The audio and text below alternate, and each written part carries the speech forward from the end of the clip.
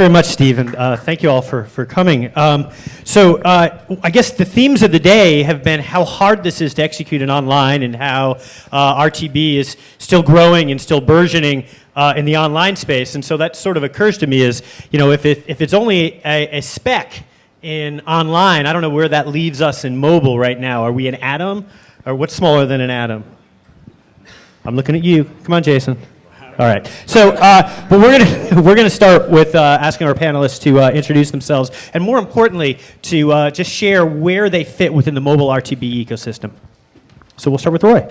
Hi, I'm Roy Chung, Director of Emerging Solutions at Viva Key Nerve Center. I work on the Audience on Demand platform, which is our addressable media buying platform, and I oversee the development of emerging channels. So addressability in video, mobile, and hopefully one day whatever is beyond mobile. Hi, I'm Jason Chinquette. I'm from a publisher's clearinghouse company called Liquid Wireless, which focuses on mobile customer acquisition. The past 18 months, we've bought over 27 billion impressions on mobile through RTB and more traditional means. And we're very excited about the potential of RTB and see what we can do with our data-driven approach. Before founding and selling Liquid Wireless, I was the Vice President of Product at Moco Space.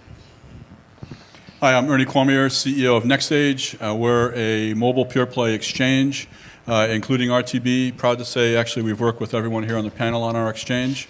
So we work with essentially running an exchange in the middle with suppliers on one side, publishers and developers, mobile web and apps, and close to 200 buyers on the other side, matching them up, selling inventory. We don't take title, we make the market, so to speak. We serve internationally. About half our ads are served around the world. Very excited to be here. Thanks. I'm Jennifer Lem. I am the president and co-founder of Adelphic Mobile. We're probably the youngest company on the panel. Our team all spun out of Quattro Wireless and Apple iAd. We've developed a platform to enable the buying and selling of targeted mobile media at scale. And so we have a full suite of solutions for partners both on the buy side and on the supply side. And RTB is a critical component of that. My name is Sunil Verma. I'm the Chief Business Development Officer at Velti. I was one of the co-founders of MobClicks, and Velti is basically a global advertising and marketing solution for both publishers and demand-side folks. Okay, well, thanks, panelists. I thought we'd start with sort of a baseline question. I mean, on some level, we're kind of the token mobile RTB panel in a room full of mostly folks in the online space, many of whom are either dipping their toe in the water of mobile or will soon be in mobile in a much bigger way. So, I wanted to get a sense from our panelists of, what are some of the differences between mobile media buying and online media buying, and should we be looking at definitions of inventory differently in mobile, than we would in online? Jason, you want to start? Sure. I think one thing that's interesting with mobile is there are different data points. There are additional data points that matter as well that aren't really present in PC or don't matter as much. For example, on a PC media buy, you don't really care about the manufacturer of the PC or the ISP the user's using. So, for example, but on mobile, those things matter a lot. So on the PC, if someone has a Dell computer running on Roadrunner, you don't care. On mobile, the difference between having an iPhone on Verizon versus a Huawei Android device on Metro PCS is enormous value. And so I think in mobile, there are these additional parameters that you want to take into account that aren't present in PC. Anybody else have some thoughts there? Yeah, I mean, to build on that, the biggest difference that we see in actually driving why RTB is different in mobile is data. And it's the presence of data and where does it live. So in online, as we all know, there's an abundance of data on the buy side that can be used to make all kinds of decisions, to drive campaigns. In mobile, as was addressed in the intro, the technology is not there, and there's really no reason to believe that it will be there to support things like third-party cookies with the degradation and deprecation of IDs and all that, and the privacy that goes with that. So basically, all the data that gets used in targeting has to come off the supply side. Our view is that is really what makes RTB very different and very much more of a strategic opportunity in mobile than it is in display, in online. The use today of things like, for example, device and carrier is really ends up being a proxy for other kinds of demo or other kinds of behavioral attributes that you would get in display off the buy side. In mobile, it just doesn't exist, and so you end up having to either use proxies, or in some cases where publishers are getting more advanced, and this is part of what we do with our publishers and developers, is basically be able to wrap that supply-side data, that first-party, and in some cases third-party data around the impression so that it can be used in the decisioning around the bidding on the RTB platform. Anybody else have something to add? No, I think, definitely there is a lot of sort of data and a lot of sort of proxy stuff they can use, but I think one of the things on mobile that's very different is the mobile ad networks. The technology stack isn't fully up to par with where the online space is. The mobile providers are still kind of catching up, if you will, especially a lot of the ad networks out there. So, you have the online folks that have a lot of the technology but not enough demand, and then you have the mobile folks that have the the demand, but they can't get the access, and they're still kind of buying on primitive IO. So, Well, I'd add that, to sort of summarize what all of the panelists have said, is that mobile actually represents the largest data set across all digital channels, and the cause of that is the extreme fragmentation across mobile, whether it be device, media type, carrier, et cetera. And so due to the incredible degree of fragmentation, standardization is difficult and challenging, and that's what's made buying a very difficult and confusing process, I think, for marketers early on in this process. So one of the things that I've noticed is that some of the panelists use the term data a little differently than what me as, I guess, primarily an online guy who's maybe getting into mobile would use data. When I think of data, I think of building an audience based upon adjacency to content or consumption of content. And it seems like many of the panelists are using data a little bit differently, and I thought maybe you can help me, but also the audience here, understand the difference there. Yeah, no, that's a fair point. I think that more reflects the maturity of online than it does any fundamental difference in the definition. So within mobile, at least for us, when we refer to data, we're referring to the presence of anything from an ID, whether it's iOS or Android or whatever, some type of a device ID, all the way up to, it can be, we do have some publishers that are starting to get sophisticated enough, especially mobile web, to be able to pass along essentially search string proxies or other things that represent context and content that the impression is drawn from. But the reality is that mobile is still early compared to online. If you go back to the late 90s and online was in a similar place, right? I mean, back then, content and context were kind of everyone's dream and often the future. In fact, back then you were actually using much more simple and fundamental targeting parameters than similar to what we're doing in mobile today. But we are all working towards those more sophisticated models, and we have companies like Jennifer's and others who are being born just to be able to extract that kind of data and that kind of usefulness out of the data that where online is today, but many years in advance. Yeah, I think one thing I'd add to that is mobile still has a problem of scale, and basically each individual site doesn't have the same scale that you would see on the PC. For example, if you wanted to do audience buy targeting moms, you could easily do a site buy on Cafe Mom on the PC web and get something interesting. On mobile, if you went and did a mobile-only buy on Cafe Mom, it just won't be interesting enough to warrant walking over the fax machine and getting an I/O. So you're pushed to the more aggregated models of going through networks and exchanges because you can't do a site buy as easily.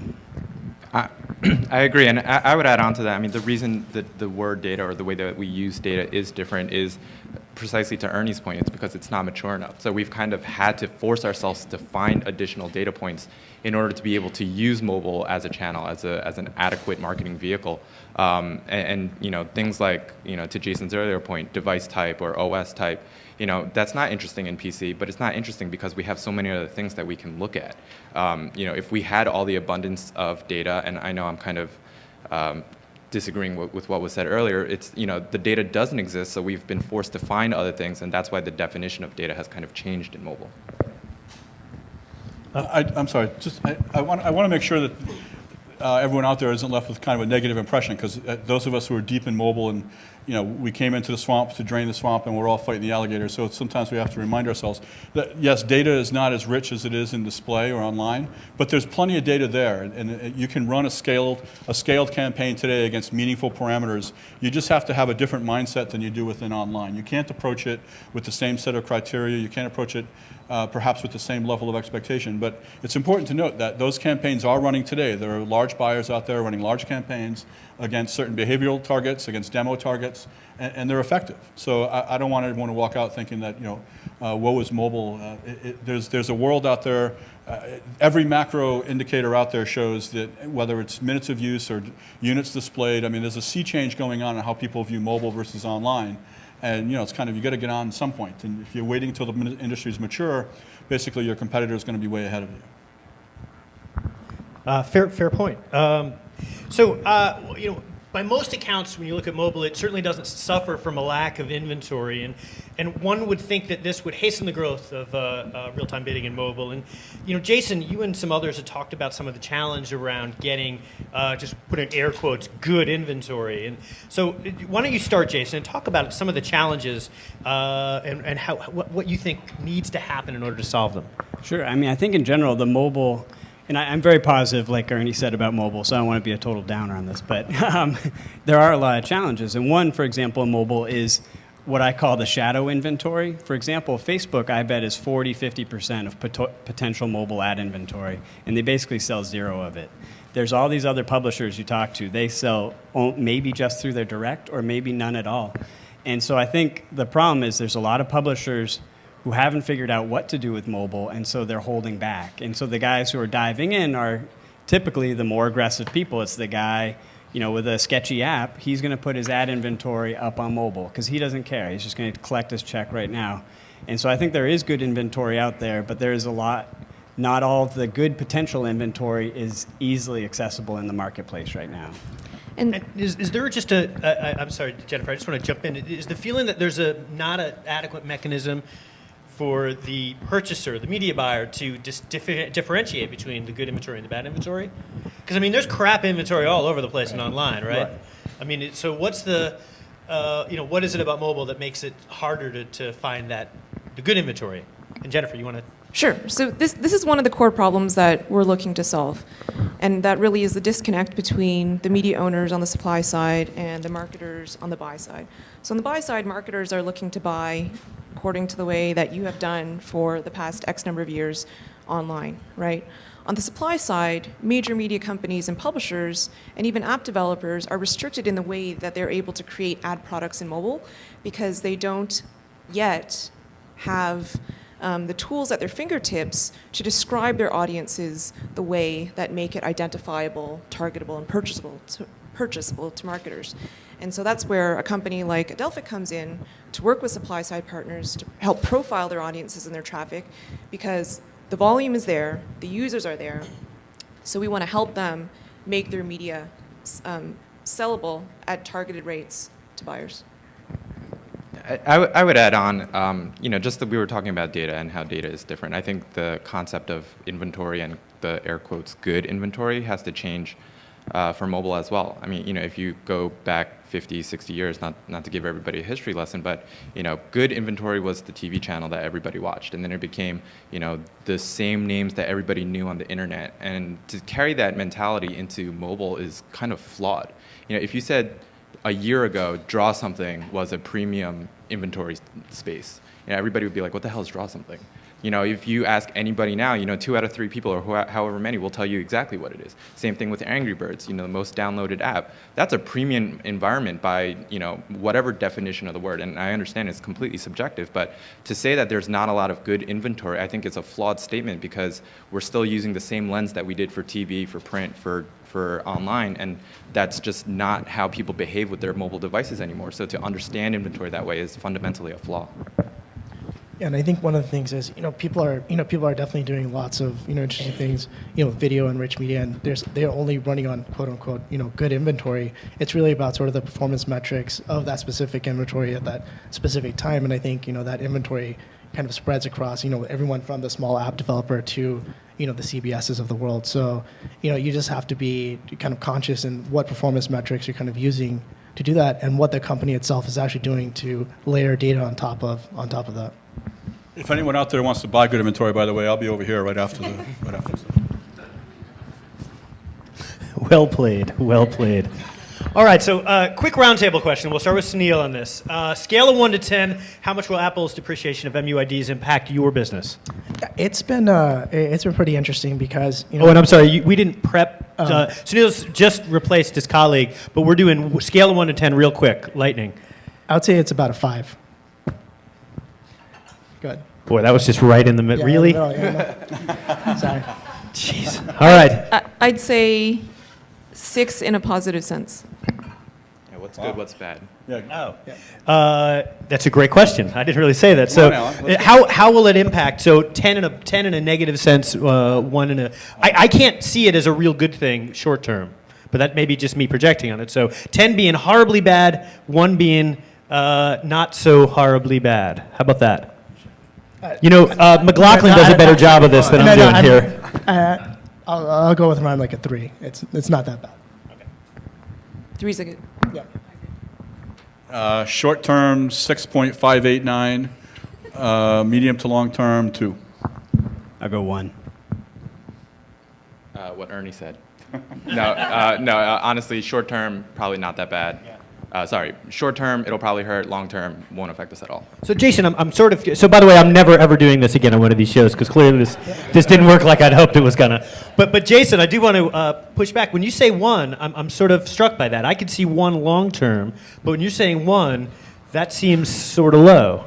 Yeah, well, I guess because our model is a bit different, where our goal is to build customer profiles and then remember where they came from. And so we have a profile of 100 million interactions that we've recorded over the past 3 years, and we know where those impressions came from, and that's how we approach it. We don't use the UID for that, and so it's not a key part. We use demographic information about the actual user, like email and phone number. Just to add some color, there are a different set of businesses, none of whom are on this panel today, who are fundamentally built upon driving iOS app downloads. Right. So they will be hit very hard, but I think all of our businesses are much broader than that. We're looking across the mobile web and apps across many platforms, and therefore UDID is one of these data points or signals that we are looking at, but it's not going to be devastating to any one of our businesses. I hope I'm not speaking on behalf. No, and no, I agree. I mean, we have a lot of buyers in our exchange that are CPI, CPA oriented, but even there are other solutions, right? Because remember that in conversion tracking, you don't necessarily need a universal ID, you just need to have the same ID on both ends, right? So there can in fact be multiple standards or multiple versions of IDs out there and still work. So it complicates the business, hence my 6 or 7, but I don't think it debilitates the business. Yeah, I think the final answer is probably 6 and 2 long term.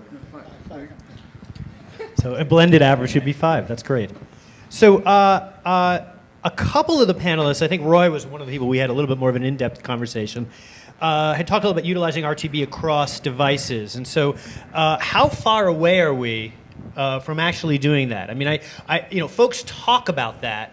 But my history, and I've got 15 years in this space, is that oftentimes we talk here and then the execution is somewhere about 3 floors below. So where are we on that right now on the continuum? I'd love to hear your thoughts and then kind of maybe go down the line here.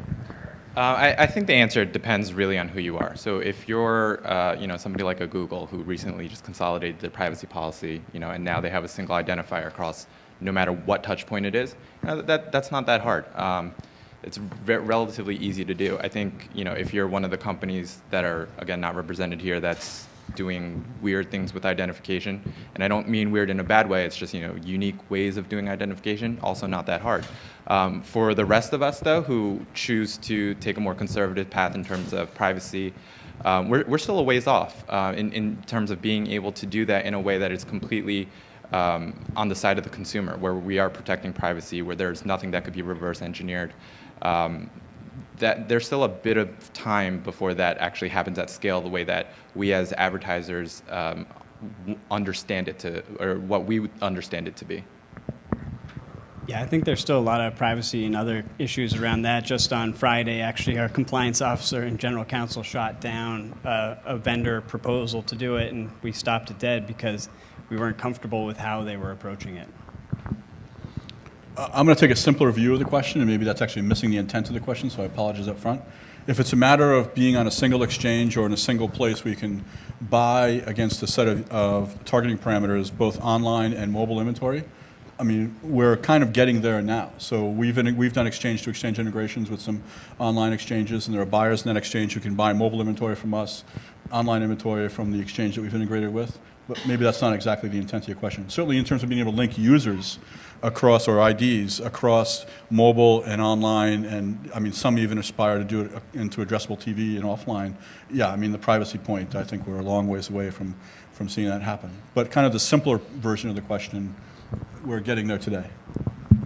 Yeah, I think we've already started to see a lot of the large commerce players kind of dive into this, right? Because they already have all the online transactions, and they're pushing that same kind of information to mobile. Amazon and eBay have both done billions in mobile transactions, and they have all the information from online they can build those profiles with. I think you are starting to see also companies that are starting up that are doing the multi-screen approach, so people can come and do basically an omni-channel buy with them. Jennifer, did you want to add or no? You didn't have to. I think those are all great. So, okay. Why don't we start with you on the next one, which is, what advice do you have to the folks who are working primarily in online, who are looking to get into mobile RTB? What advice do you have for them? How do you take the online mindset and kind of bring it into the mobile RTB, or even can you? I think you absolutely can, and again, that's something that we're looking to bring to market. There are one thing that I would highlight, and it's something that Ernie actually articulated earlier, is that what you need to recognize is that the whole real-time buying and DSP model in mobile is very different from online. So it's not correct to say that you can stand up a DSP in mobile, plug it into an exchange, and expect to see the same results that you are online, because those third-party data providers who are present online are not present yet in mobile. So there is that lack of third-party cookie data to layer onto exchange-based media to make just a DSP effective as a buying platform in mobile. So the approach that we're taking is that we are not reliant on third-party data. We're working with our supply-side partners to profile audiences and to have that present right there in one whole system. So we allow audience-based buying. The data's all there for you, segmented and closely integrated with the supply side. Great point. Does anybody else have anything along those lines to share? Yeah, I mean, it breaks down obviously depending upon whom you are. So if you're coming from the publisher side, you get a whole different set of questions and a whole different set of drivers, frankly, than on the buy side. So it really ends up being quite different. But the common ground, and I mentioned this earlier, is if you don't do it, then your competitors will, and you'll basically be behind. There's no ability, just like there wasn't in online back in. I mean, I'm the oldest guy here by far, and so I actually remember this really well, and still have probably open scars on my back from it. Back in the online days of the 90s, there was no ability for someone to kind of delay, and then just go through some kind of a step function and all of a sudden be competitive in online. And the same thing's going to happen in mobile. So we have a lot of I was with some potential customers this morning and yesterday on the supply side, where they're just starting to get into mobile. They're seeing things like they have a lot of online traffic, and now they're measuring that traffic in terms of what device it's coming from, and they're seeing 20, 25, 40% of it coming from mobile devices. And so they're recognizing that there's an ability there to serve a better content experience, a better engagement experience, and also perhaps make more money from that, right? So on the publisher side, it's very different. On the buy side, Jennifer's point was really, really important. There's actually an opportunity, I believe, in mobile for a different kind of a buyer, a different kind of a DSP, essentially, that doesn't necessarily have a huge amount of data science behind it, but is very well tied and very well tuned to what is available in mobile. And it's important to know, I mean, what we look at today in mobile and as unique around location and some of the other things that mobile devices gives in terms of some of the sensors, if you look out at some of the OEM roadmaps in a couple of years, that'll be even richer. And the ability to have everything from temperature and pressure sensors on your device and all that. You're talking about a device that is going to be more and more tied to the individual that's carrying it. And as an advertiser, in previous lives, I spent a lot of money as an advertiser. I would have fired any agency that came into me or any buyer that came into me and said, we're not going to deal with that because we don't get it, we don't understand it. And I would say, well, then I don't think you're going to be our agency anymore. You guys better figure it out because the opportunity for engagement is just too rich to bypass. You've got to get your head around it. I guess the one quick thing I'd add too is I tell everyone, mobile is not the tiny web. And I think the way most people get into trouble is they assume it's just like the web. And I think you got to, check all of your same metrics. See, the metrics might be completely different. And for God's sakes, make a mobile optimized site before you launch your campaign. I'm going to kind of, not to try to summarize, but what I personally believe and what we at the VNC believe is make sure that it's a mobile first solution. Right? A lot of people in the online space, it's if you look at display and when people started going into video, they said, okay, I know the DSP, I know the exchange, I know the model, replicate. The data's the same, I'm good. That wasn't true in video, it's definitely not going to be true in mobile. You can't take the same model exactly as you understand it. Some of the key components may be the same. There may be a DSP, there may be an exchange, but they're going to Ernie and Jennifer's point, they're going to operate completely differently. You have to look at them. It's a new problem to solve with some of the same key pieces, but it is a new problem, and you have to approach it from a mobile perspective first. So, one of the debates that I've seen in the online RTB space has been, is this really good for the publisher? And I've heard folks say, extol the virtues. I've heard folks say that's just another step in the commoditization of content. And so I would love to hear from the panelists of, who is RTB in the mobile space really good for and why? And try to pick one. I mean, the everybody is sort of I'm just going to call it's a bullshit answer. So try to pick one that and maybe explain why. I'll go first. I would say, for now, the publisher. There was a study that I think JumpTap released late 2011 that said 70% of all mobile inventory goes unsold. I would say a lot of it is probably because a lot of people think, that's the, again, quotes, not good inventory. But, mobile RTB is a very good way for publishers to be able to monetize a lot of the inventory that is being created. Whether good or bad, definitions need to change, but there is a lot out there, and they can definitely monetize it through RTB. I'll challenge that and say the advertiser, because just if nothing else, just the operational aspect alone, when we need to change a creative on a campaign, we have to email 30 different account managers, and it's just operationally difficult. And the other thing is we'll sign $50,000, $100,000 IOs all at one price, and with RTB, we can de-average that price and pay a penny per click when it's a penny and pay $1 per click when it's $1, and that makes a big difference for our buys. I'm going to answer under protest because I think actually answering both is not a bullshit answer. But anyway, forced by my esteemed chairman of the panel to pick one, it would be advertiser, mainly because the reality is in mobile today, the only way to do any kind of a scaled, targeted campaign, and it's important, both those words, scale and targeted, is through RTB. There's just no other way to get the same level of discovery, the same level of ability to assess what data there is available, and to basically pull out the inventory that meets your targeting criteria. So in that respect, in terms of kind of fundamentally changing the way they approach their business and actually enabling a whole new set of, a whole new piece of their business, RTB enable is more positive, if you will, for the advertiser. I think definitely the advertiser. I mean, today, if you wanted to go out and cherry pick users, it's one of the things that is probably the easiest way to do it is through RTB as opposed to kind of bulk buying across multiple exchanges or specific supply sources. Jennifer, you want to take a position there? Yeah, I'd also say in the short term, I would definitely say that the advantage is in the favor of advertisers. I agree with everything that's been said. There's greater flexibility around how you want to model pricing and performance initially in your plan, but then also to optimize on an ongoing basis in real time is great.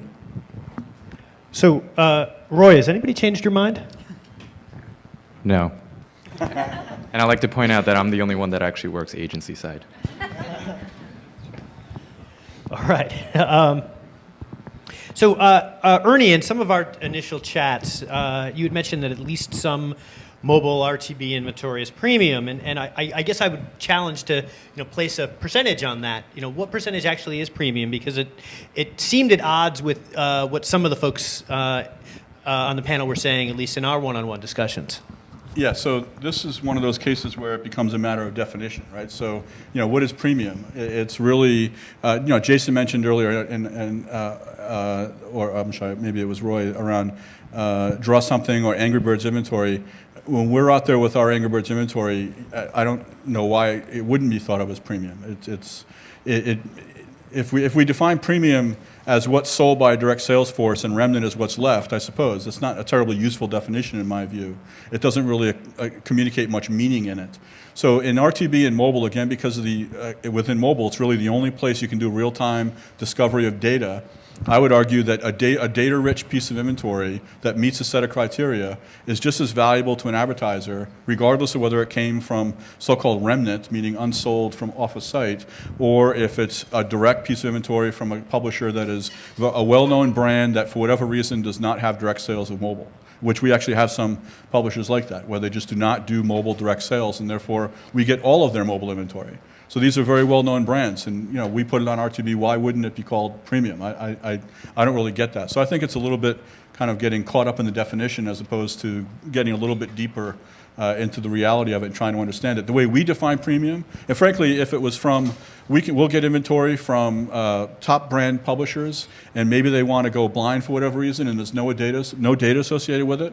By our definition, that's not premium. There's not much we can do with that. We're not going to get a good price for it. We'll move it, but it's not going to get a good price. Data from a developer that no one knows, and yet maybe it's got ID, it's got location, it's got some demos associated with it, that will sell for a top-notch price. Is the price what determines premium? So that's kind of why in our conversation, whatever, a week or so ago, that's really where I was coming from. It's about how do we define premium in the business? Yeah, I always wondered. I mean, I get that Angry Birds will get a higher CPM, but I don't understand fully why it's premium. Is it just that so many people are playing it, or is it because you're paying ideally for the eyeball, right? I mean, well, in some cases, in the case of Angry Birds, you're talking about a brand safe environment, right? So the advertisers feel comfortable with Angry Birds, and they know that Rovio, the developer, has set very high standards in terms of what advertising they'll allow on their apps. So again, that just points out though that there are a lot of drivers of what it means to be premium. It's not quite as simple as as what we would traditionally say, is it from a branded publisher or not?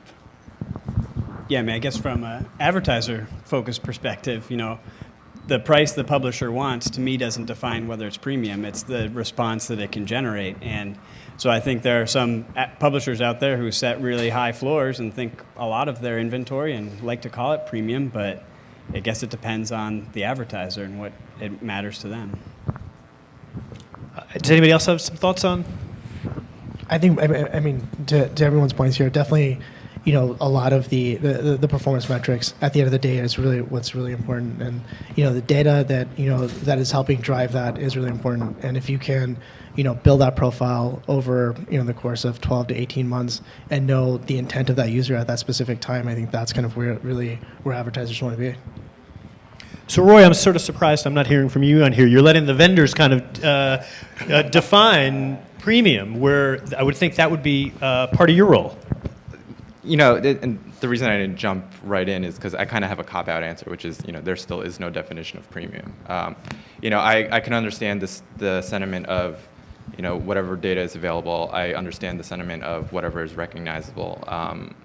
And all of those are subjective. All of those are right to some advertisers and completely wrong to some others. Personally, I think just the notion of premium is kind of wrong, period. There needs to just be a complete mind shift. The reason I didn't jump in is because I don't know what that mind shift is. I don't think I'm in a position to say, Angry Birds is definitely premium, Draw Something maybe. But in this case, maybe Flipboard is not. I don't know. It really depends on who you are, but you really need to take all of those different environments into account and what you're trying to achieve as an advertiser and get your definition of premium, in which case, to answer your first question, is there enough out there? Yes, there's a lot of inventory out there, and whatever definition you apply to it, I guarantee that you can find a lot of inventory of that nature. I think the shift needs to be to the view and the focus on the user and the unique ad opportunity in real time. So to, I think, what everybody has very well articulated, it's what is it that you know about that unique ad opportunity? How much targeting data is recognizable, detectable, and reachable and purchasable? What is the worth or the value of that ad opportunity? And therefore, is that premium or not to a given advertiser? To build on that with a real example, right? So, well, I mean, we'll get inventory in our exchange that, let's just say, it's got ID, it's got some demos, and it's got location. So we'll put it out on the exchange. It'll get bid on by the discovery is immediate. Anyone who's connected at that time can see the impression. Let's say we get 25 bidders who are going after it. Out of that 25, we actually don't know which of the attributes of that impression have appeal to which of those bidders. Some bidders are going after it because it's got ID and they're doing CPI, and for whatever reason they believe performance is going to be good on that impression, and they're going to bid on it. Others are going after it for location, couldn't care less about the demos, couldn't care less about the ID. They want that location because they're going to make a local offer or whatever it is. Others are going after the demos. So in fact, then you get into a question, even if within a given impression, to different buyers, it has different value, and one would call it premium, meaning they want it. Others would say, actually, you know what, I don't want that. So when you have a discovery mechanism like RTB, where you can have multiple buyers looking to give it an impression and draw their own conclusions about it using whatever data science they're using, the idea of premium really kind of gets lost in that mix. Yeah, I think it's a fair point. Steve, did we want to jump into questions? I've got more on my end, but... Well, we can open it up for questions. I want to push a little bit more on the premium issue. It sounds as if one of the things you're saying, maybe what we've been hearing throughout the day, is that context is simply one other parameter now, and that's in the mix. And one of the things that our RTB does is sort of normalizes that and makes context simply one more data point among many data points. Yet, I also talk to a lot of RTB engines, and this is on the display side, that say they have the numbers, they can show the numbers of how important context is and how branded media really does show lift. Isn't that one of the jobs of a lot of these technologies, is to demonstrate for publishers and also as a lure to bring that inventory on how much value context really brings? But think about how you would run that experiment, right? You'd take a set of impressions that have, the way I would run the experiment is you would take a set of impressions that have no data, no attributes at all, and then you compare that to a set of impressions that have context, and that's what will show you purely the uplift from context. If you have other data in that mix, then you really, unless you know why those buyers are buying it, you really have no way of separating the drivers of where the value is coming from and which data piece data attribute is driving it. So whoever's doing that experiment could do it, but that's the way it would have to be done. So ultimately you can't value their context. For No. to a publisher's satisfaction. Well, the experiment I just described, I think, would be valid. I mean, we've done experiments like that in mobile where we've isolated location against impressions that have no other data, including no location. And we've shown the uplift from location is, on the average across our publisher base, about 4x. And in fact, there's a case study on our website right now that shows for one publisher, it was 10x. But again, we built the experiment so that we had controls and we're able to isolate the location variable. So my only point is that when that experiment is run, it has to be done rigorously, but I'm not trying to make the point that context has no value. Within an RTB environment, my point is you do not know at any given point what a buyer is buying that impression for. And if you want to measure the uplift from a given attribute, design your experiment carefully. Hi, Pete with Retailligence. The notion of location as a strong signal was only mentioned 3 times by you, actually, Ernie. And it seems like it's a much more important piece of context than the panel is giving you credit, or is it not? So my question is, 5 to 10% of impressions maybe have a location associated with them. Is that going to get better? Is that important, or is it not important?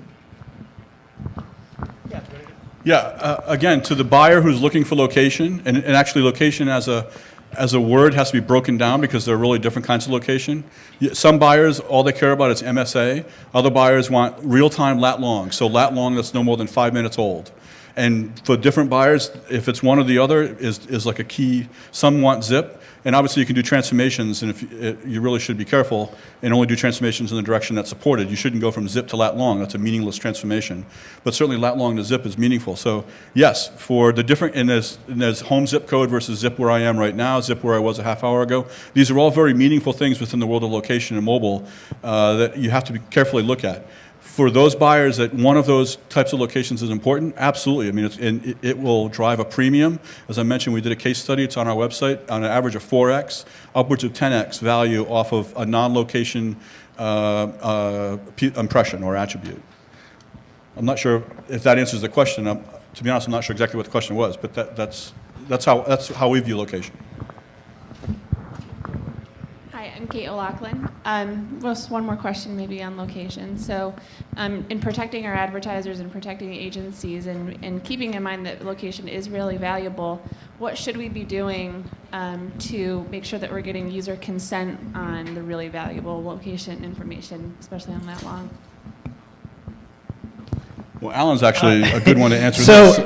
I think my first piece of advice is, I think one of the challenges in the space is that even folks who have consent, there's a question around what the scope of that consent is. And I don't know that anybody has the answer right now. If you download an app and the app asks, can I use your location, whether you saying yes to that passes as consent to pass it to an ad network or an exchange or everybody else down the path. We, and I say we being the privacy wonks, are still trying to figure that out. My advice to anybody with location right now, particularly in a media buying scenario, is to roll it up to zip code. I think, and by the way, thank you for 4 people talking about location and not using the Starbucks coupon example. But I think from a scale standpoint, it's awfully hard to use lat long. You can, but how many impressions are we really talking about there? I've seen people use it very successfully when they roll it up into a zip +4 or a zip code or a geofence level. But just to counter that, and maybe because it's relevant, I think, because this panel's on RTB. One of the beauties of RTB is the idea of a private exchange, and in fact, we've actually, in our platform, we can actually flip that around and make it a reverse private exchange. So we have buyers who have expressed strong interest. We have not deployed this yet. We're still working with them on seeing all of our location impressions, being able to basically pick the ones that they want to buy, and they're doing, they want to pick the ones that they want to buy, and the rest will all fall down and go onto an exchange and be open to everyone. The publishers don't mind because we can set the floor, so it's a very, very high premium. And they, in fact, essentially are using RTB as a means of finding the best location information and paying for it. They'll pay an enormous amount for it. So the pubs love it. Because again, it's not that what they don't buy just falls to the floor. Our stack is integrated, so it can roll down to an exchange, we can roll down to mediation. We will sell it. I do think that there is, and they actually are interested in real-time lat long. So again, it might not be at scale, but when you find that advertiser who wants it, and you can provide a platform-based mechanism, there's no humans involved, it's all done by the platform, it can be very worthwhile. Do you want to take another? If we have one from here, you can ask your exit question. Well, here's something we sort of touched on as we were prepping for the panel an hour ago. So, everybody heard that GM announced a $10 million pull from Facebook. I'm curious in the mobile RTB environment, and you don't have to talk necessarily about your own entity, because I don't want to put you on the spot regarding your quarterly or revenue numbers, which may be private. Of course not. However, what would you do with the $10 million media buy? And how many RTB entities, wherever you sit, one sits within the exchange, within the business process, how many could actually swallow a $10 million media buy within a, say a quarter or a 2-quarter period? I think that would be really hard. We drive, I think we're one of the larger mobile buyers, at least in terms of impression level, and it's hard to get the inventory we want to grow. It's out there, but like I was saying, that 70% that Roy mentioned from JumpTap, it's not clearing the market. So I think once more that inventory clears, that $10 million is easier. But at the moment, it's tough unless you just want to pay a silly CPM, which some networks will gladly take for you. I would happily accept the challenge to take a $10 million buy over 2 quarters. It actually would be a big buy. It would be a huge buy within mobile today, especially against any kind of a tight targeting spec. If you've got a tight targeting spec, the reality is that mobile is not yet mature enough to be able to fill that kind of a buy. But I'd love to try. So. Again, I'll be over there after the show.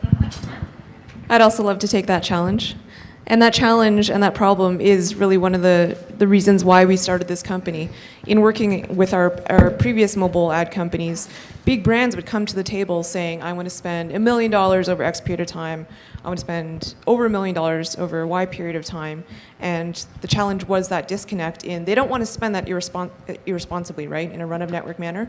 They want to spend that in order to target and speak to their desired audience segments. And so as we help to solve that gap, I think we'll be in a good position to take that $10 million. If not one quarter, probably two. Okay, we're going to let that be the last word, I think. Are we? Yeah. So thank you very much, Roy, Jason, Ernie, Jennifer, and Sunil. This was a great discussion. I enjoyed it. I learned